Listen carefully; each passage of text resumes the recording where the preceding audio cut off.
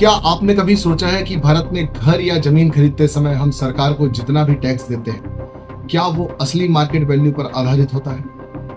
असल में नहीं। और यही देश के रियल एस्टेट सेक्टर का सबसे बड़ा लूप होल है।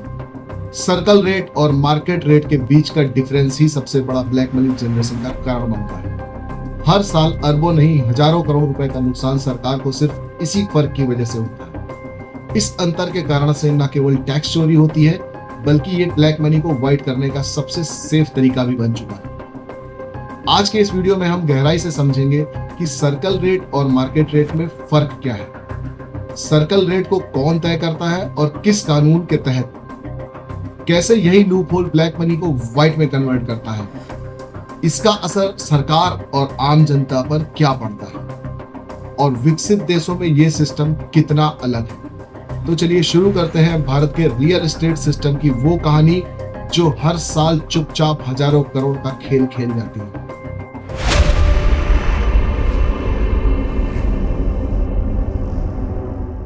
अब सबसे पहले जान लेते हैं कि सर्कल रेट क्या है और कौन तय करता है। सर्कल रेट, जिसे कई राज्य रेडी रेकनर रेट या गाइडेंस वैल्यू भी कहते हैं, वो न्यूनतम मूल्य है जो सरकार तय करती है ताकि किसी एरिया की जमीन या बिल्डिंग को उसके नीचे के मूल्य पर रजिस्टर्ड ना किया जा सके।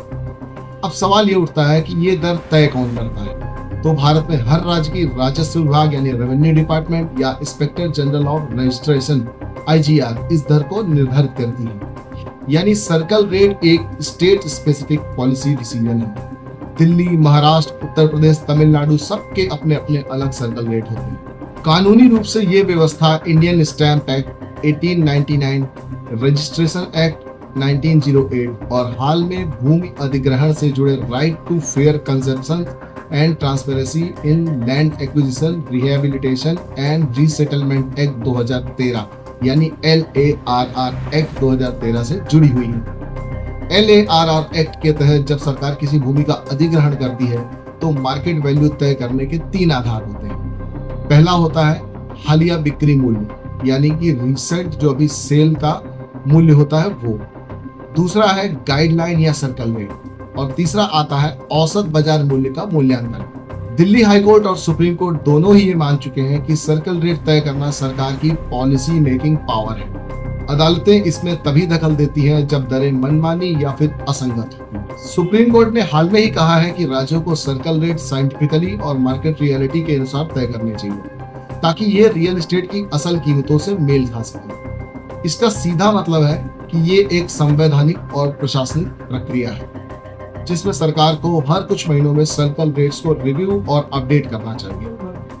परंतु भारत में अक्सर ऐसा कई सालों तक नहीं होता और इसी से शुरू होता है ये असली खेल।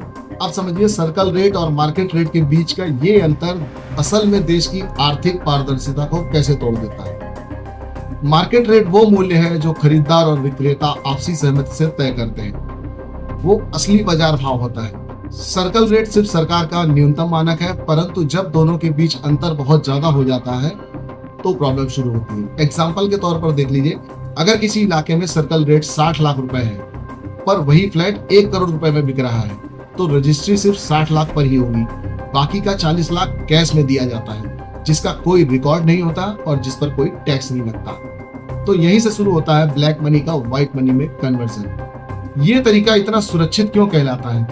क्योंकि ये कानून के भीतर से ही कानून को मात देता है। सामान्य तौर पर आयकर विभाग तभी जांच करता है जब रजिस्टर्ड वैल्यू और बाजार मूल्य में काफी अंतर, पर जब रजिस्ट्री खुद सरकारी सर्कल रेट पर होती है तो सब कुछ लीगल दिखता है, कैश पेमेंट कभी दिखता ही नहीं है। अब ये नगद पैसा आगे जाकर किसी दूसरे फ्लैट, प्लॉट या बिल्डर के प्रोजेक्ट में लगाया जाता है और वो दोबारा लीगल इनकम बन जाता है और इस तरह ब्लैक मनी पूरी तरह से सिस्टम के अंदर समा जाता है। 2019 की CBDT रिपोर्ट के अनुसार भारत के रियल एस्टेट सेक्टर में लगभग 30 से 35% तक कैश में लेन देन होता है। इससे हर साल करीब 2 से 3 लाख करोड़ रुपए तक का टैक्स रेवेन्यू डूब जाता है, यानी हमारा जो स्वास्थ्य और शिक्षा का बजट है उससे भी कहीं ज्यादा। तो इस तरीके से इतना ज्यादा पैसा सिर्फ एक लूप होल में खो जाता है। अब कुछ हालिया डेटा पर नजर डालते हैं ताकि आपको अंदाजा लग सके कि ये सिस्टम कितना बड़ा है। मुंबई अक्टूबर 2025 में लगभग 11,640 प्रॉपर्टी रजिस्ट्रेशन हुए। जिससे राज्य को करीब 1018 करोड़ रुपए का स्टाम्प ड्यूटी और टैक्स मिला। पुणे में इसी अवधि में 13,557 रजिस्ट्रेशन दर्ज हुए और राज्य को लगभग 523 करोड़ का राजस्व मिला। दिल्ली में सितंबर अक्टूबर 2025 के बीच लगभग 7,800 रजिस्ट्रेशन हुए, पर एक्सपर्ट्स का अनुमान है कि इनका वास्तविक बाजार मूल्य रजिस्ट्री से औसतन 28% तक ज्यादा। अगर हम पूरे भारत की बात करें तो हर महीने औसतन 1 लाख से अधिक संपत्ति रजिस्ट्री होती है और सरकार को औसतन 5,000 से 6,000 करोड़ का रेवेन्यू मिलता है।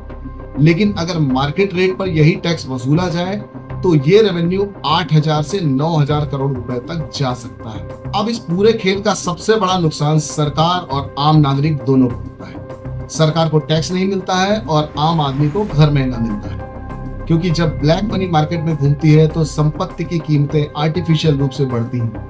जो व्यक्ति ईमानदारी से EMI या बैंक लोन लेकर घर लेना चाहता है, उसे वही प्रॉपर्टी 20 से 25% तक महंगी मिलती है। ये सिस्टम गरीब और मध्यम वर्ग को पीछे ढकेलता है और अमीर निवेशकों को फायदा देता है। अब अगर अन्य विकसित देशों से इसकी तुलना की जाए तो हम देख सकते हैं कि विकसित देश इस स्थिति को कैसे संभालते हैं। ब्रिटेन में लैंड रजिस्ट्री ट्रांसपेरेंसी एक्ट के तहत हर प्रॉपर्टी के असली मालिक और बिक्री मूल्य का डेटा सार्वजनिक पोर्टल पर होता है। अमेरिका में फिनसेन ने जियोग्राफिकल टारगेटिंग ऑर्डर GTOs लागू की है, जिसमें नगद रियल एस्टेट डील्स की रिपोर्टिंग अनिवार्य हो गई है। कनाडा में 2023 में अंडर यूज्ड हाउसिंग एक्ट आया, जिससे खाली पड़े मकानों और स्पेकुलेटिव खरीद पर टैक्स लगाया गया। इन व्यवस्थाओं में सर्किल रेट जैसा कोई सिस्टम नहीं है। हर डील का मूल्य ओपन मार्केट वैल्यू और डिक्लेयर्ड प्राइस दोनों से वेरीफाई होता है। भारत में ये ट्रांसपेरेंसी अभी शुरुआती स्तर पर है। हमारे यहाँ पर धरनी पोर्टल, तेलंगाना में IGR, महाराष्ट्र में ई-डिस्ट्रिक्ट UP जैसे पोर्टल्स हैं, परंतु डेटा पब्लिक फ्रेंडली नहीं है और अपडेट बहुत धीमा है।